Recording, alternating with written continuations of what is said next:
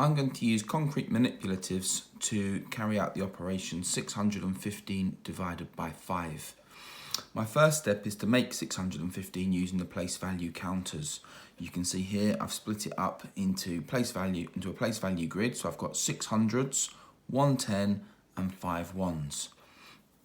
The next thing I'm going to do is I'm going to look at my hundreds column and I'm going to see how many groups of 5 I can make. Well, as you can see here, I can make one group of 5 and I've got this 100 left over. So I'm going to regroup this 100 and put it into the tens column. So I'm going to swap it for 10 tens, which is the same as 100. And I'm going to put them in my tens column.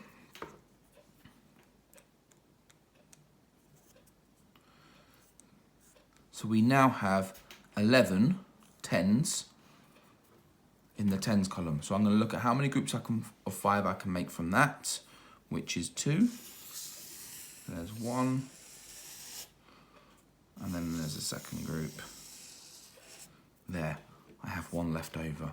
So once again, I will regroup and I will put that 10 into the ones column.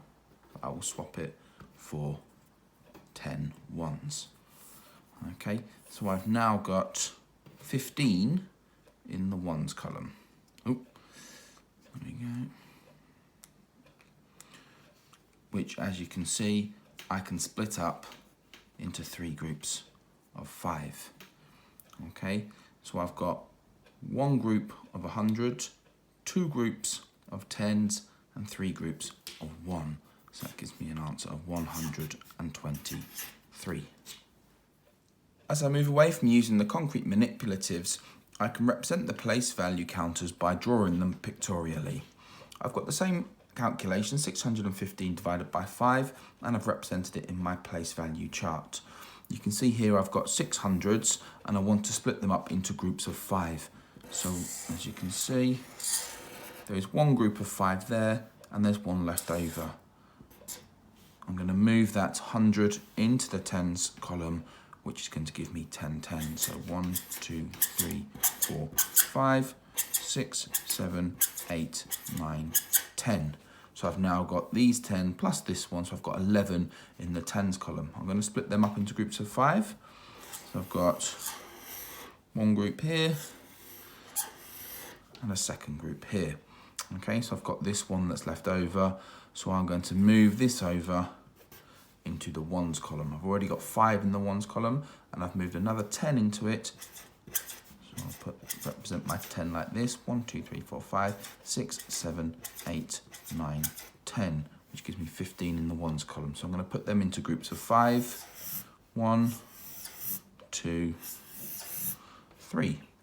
Okay, so I've got 1 group of 5 in the hundreds column, 2 groups of 10 in the tens column, and 1, 2, 3 groups of ones in the ones column. So that gives me my answer of 123. Children may see 615 divided by 5 represented in a bar model that looks something like this. Finally, I'm going to carry out this calculation using an abstract method. This is sometimes known as bus stop method in reference to it looking like a bus stop. So I'm looking at 615 divided by 5. This method does require a good knowledge of times tables, which shows why it's so important for the children to learn them. So I'm going to start off with the 5 and then I'm going to look at how many 5s go into 6. Well, I know that 5 times 1 is 5, so it gives 1, and there's 1 left over. Then I'm going to look at how many 5s go into 11. Well, I know that 2 5s go into 11, 2 5s is 10, that gives me 1 remainder. So I'm going to look at how many 5s go into 15. I know that 3 5s make 15 without any remainder, so my answer is 123. Just like in the concrete and the pictorial method, you can see that where there's a remainder, it has moved on into the next column. So there was 100 left over, it moved into the tens, and there was 110 left over, it moved over into the ones.